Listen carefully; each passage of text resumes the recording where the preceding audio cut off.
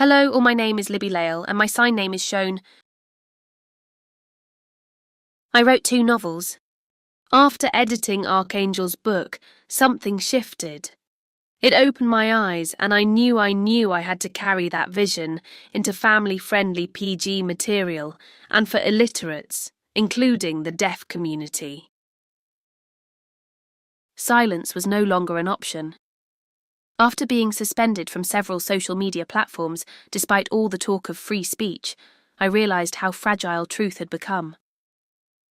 I've watched the country I love drift further from its roots, its values, its traditions, its sense of shared purpose.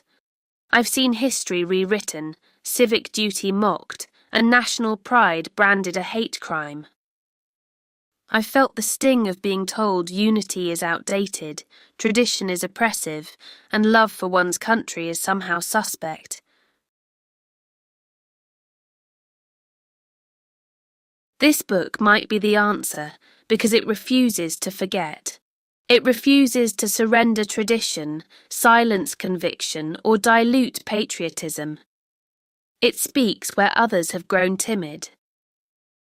It also exposes what was hidden, from the sanitized legacy of figures like Alexander Graham Bell to the deeper forces that reshaped everything across the spectrum, notably the national identity.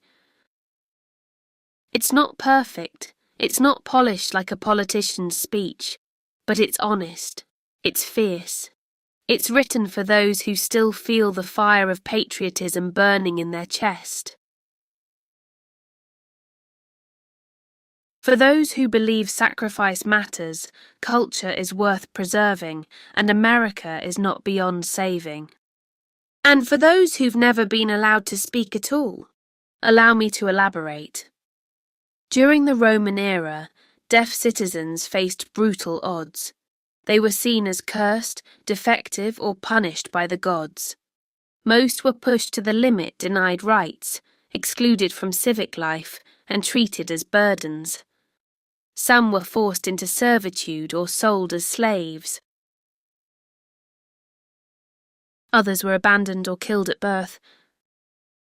However, the deaf babies were especially harder to get rid of because their facial and physical anatomy often passed for check marks of a normal, healthy baby, but their deafness was always discovered way too late, past the point of discarding them.